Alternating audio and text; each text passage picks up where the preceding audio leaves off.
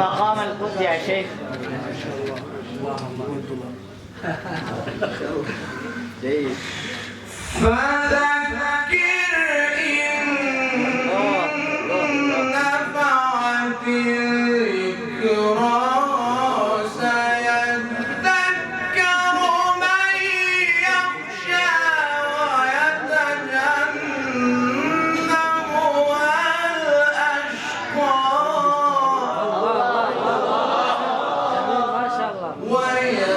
ويتجنبها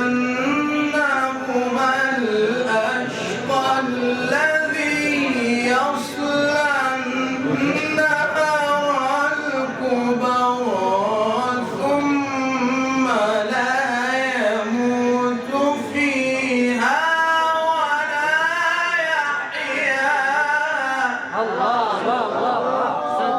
قد أفلح من تزكى وذكر اسم ربه فصلى. بل تؤثرون الحياة الدنيا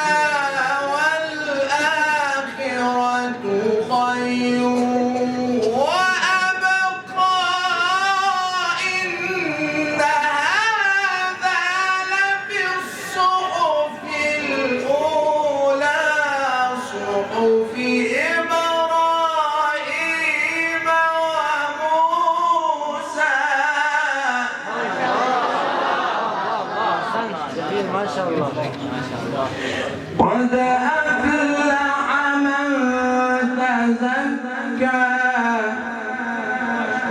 وذكر اسم ربه فصلى. بل تؤثرون الحياة الدنيا والآخرة خير وأبقى إن هذا لفي الصحف الأولى.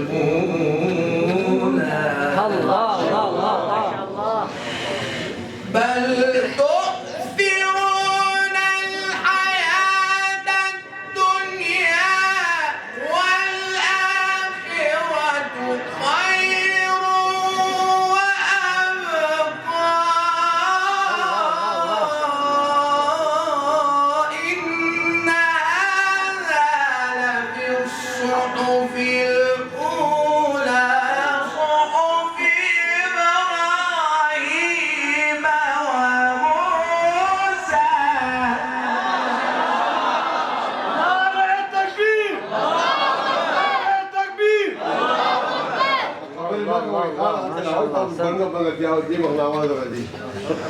إن